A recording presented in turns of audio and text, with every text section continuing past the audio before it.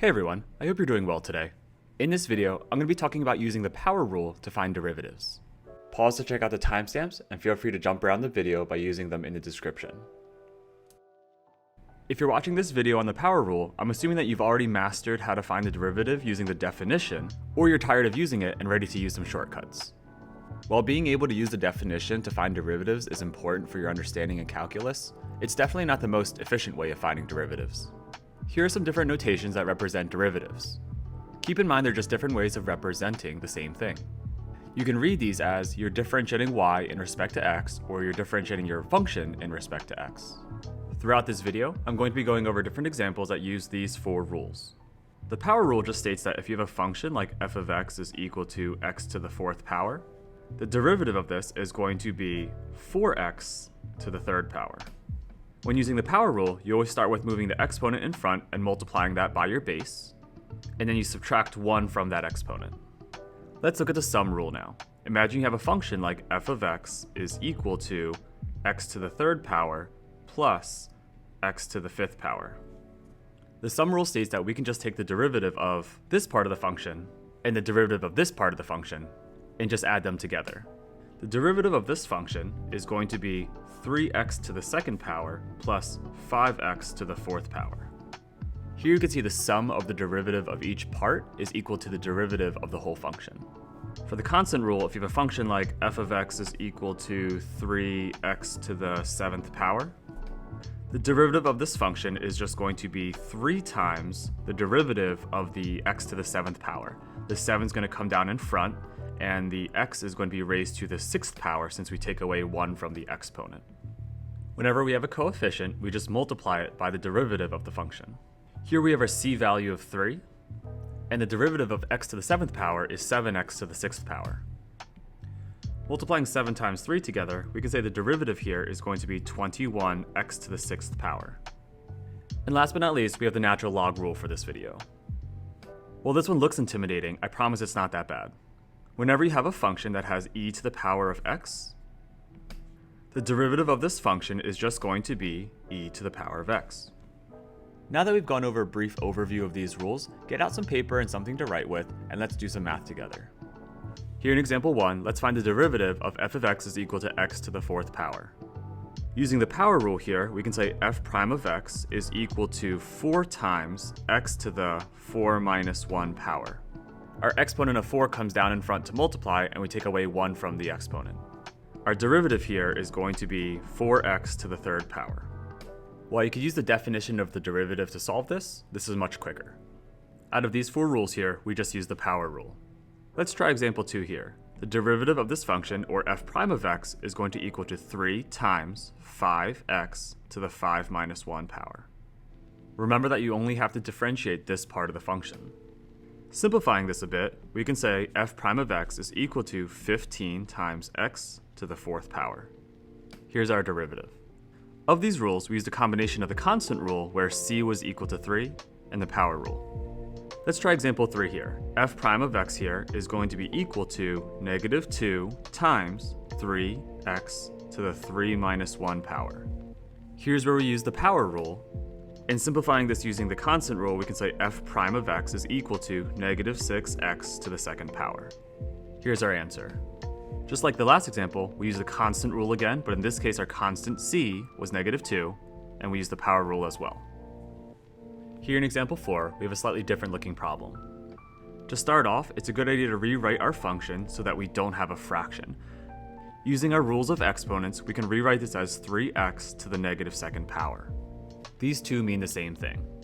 Now that we have it written in a more friendly form for differentiating, we can say f prime of x, or the derivative, is equal to 3 times negative 2x to the negative 2 minus 1 power. Simplifying this a bit, we can say f prime of x is equal to negative 6x to the negative third power. Here we multiplied 3 times negative 2 to get negative 6, and here I subtracted negative 2 minus 1 to get negative 3. While in some cases you can leave your answer in this form, you may need to write your answer using positive exponents. In this example, we still used the constant rule where c was equal to 3 and our power rule, we just had to also remember how negative exponents worked. Here in example 5, let's try a function that has a rational exponent. To find our derivative here, we're going to say f prime of x is equal to 2 times 3 halves, because our exponent comes down in front, times x to the 3 halves minus 1 power. Here we're using our power rule, while 2 is our constant. Cleaning this up a bit, we can say f prime of x is equal to 3 times x to the 1/2 power. 2 times 3 halves is just 3, since the 2's cross cancel. And 3 halves minus 1 is just 1/2. While you could leave your answer like this, it's still important for you to use your knowledge of rational exponents to rewrite it using a radical. Remember that x to the 1/2 power is just the square root of x. While this problem did look a little bit more complicated, we still just really used the constant rule and the power rule. We just had to deal with rational exponents as well. Let's try number 6 here. F prime of x is going to equal -3/4, or a constant, multiplied by the 1/3 coming down in front, x to the 1/3 minus 1 power. Here's where we used our power rule. For this -3/4 times 1/3, the 3's are going to cross cancel, and we'll be left with -1/4. For our exponent, we're going to need common denominator, so we can say 1/3 minus 3/3. Subtracting, we're going to get -2/3. Here we're going to write x to the -2/3 power. This is how you would write it using a positive exponent. We do this by just moving this part down to the denominator. And if you need to express this part in radical form, keep in mind that this is just the cube root of x squared. In this example, we also used the constant rule, where our constant was -3/4, and we used the power rule as well.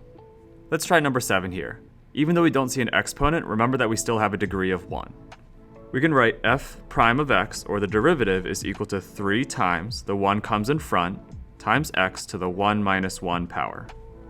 3 times 1 is going to be 3, so we're going to have f prime of x is equal to 3, and 1 minus 1 is 0, so we're going to have x to the 0th power.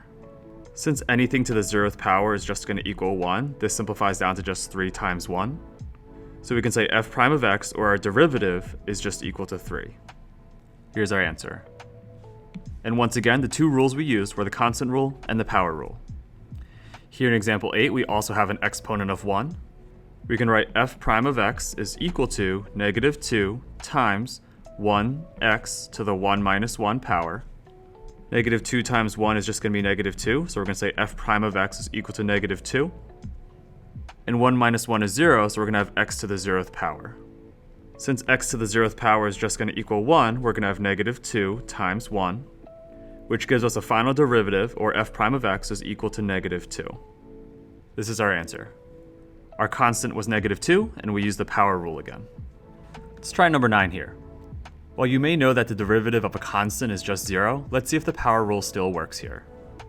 Even though we don't see x, we could write x to the 0th power here, since that's equal to 1. 6 times 1 would still just be 6.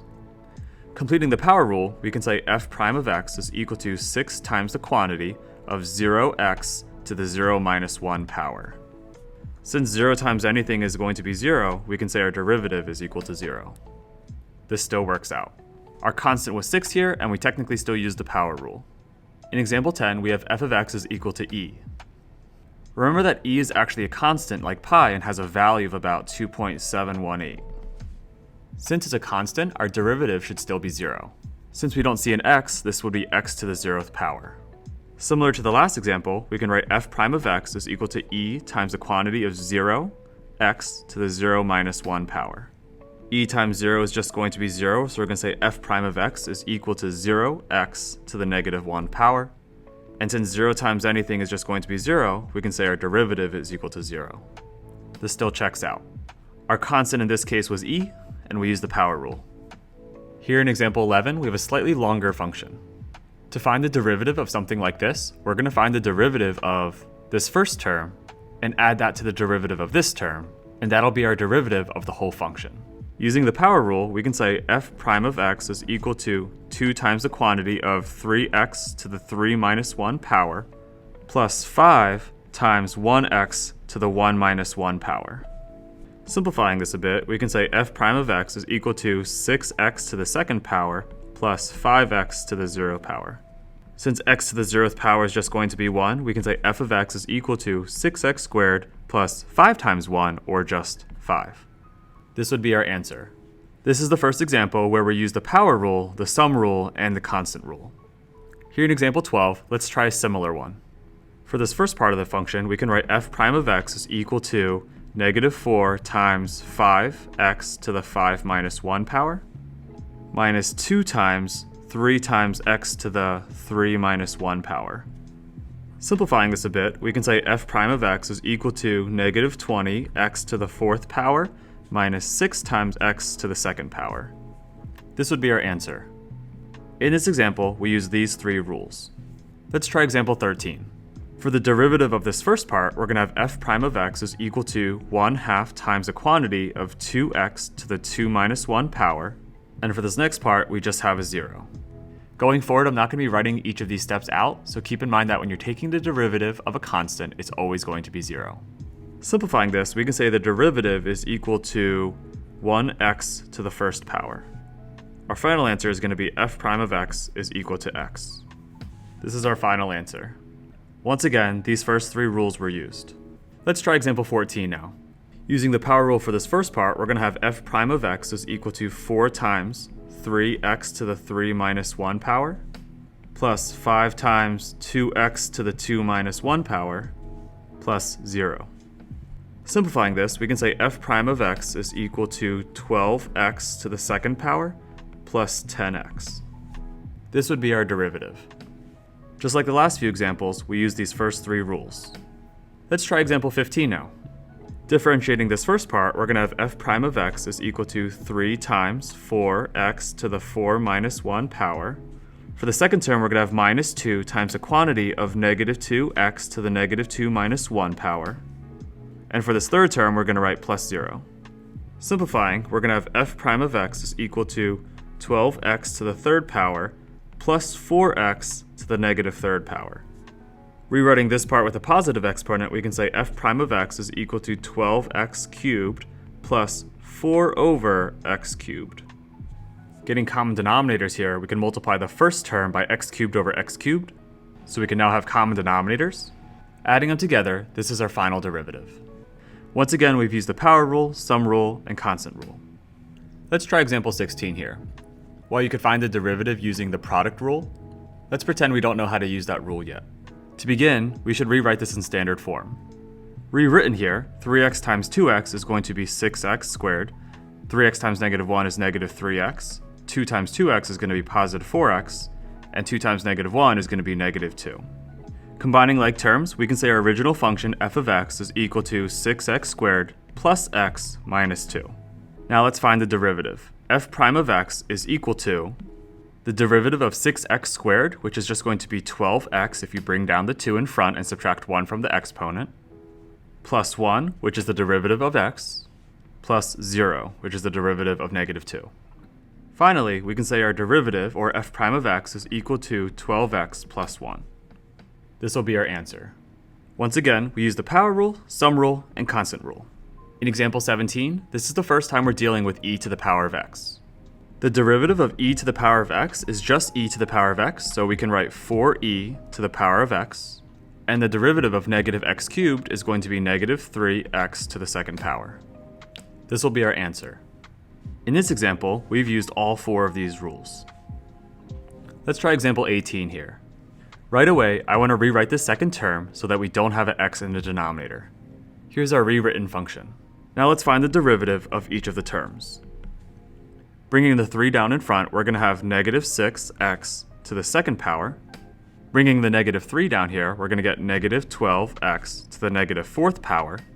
And since the derivative of e to the x is just e to the x, we can write plus 2e to the x.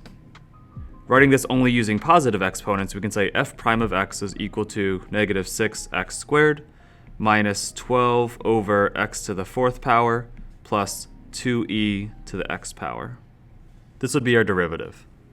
Once again, we've used all 4 of these rules. Let's try example 19 now. Right away, I'm going to rewrite the function so that we don't have any radicals. Rewriting each of these in exponential form, we'll have f of x is equal to 3x to the 1/2 power minus 2x to the negative 1/2 power plus 3e to the x power minus 4. Now let's start finding the derivative. Looking at this first part, we can write f prime of x is equal to 3 times 1/2 x to the 1/2 minus 1 For this next part, we'll have minus 2 times negative 1/2 x to the negative 1/2 minus 1 power. This third part is nice and easy. We'll just have 3e to the x power. And this last part is just going to be 0.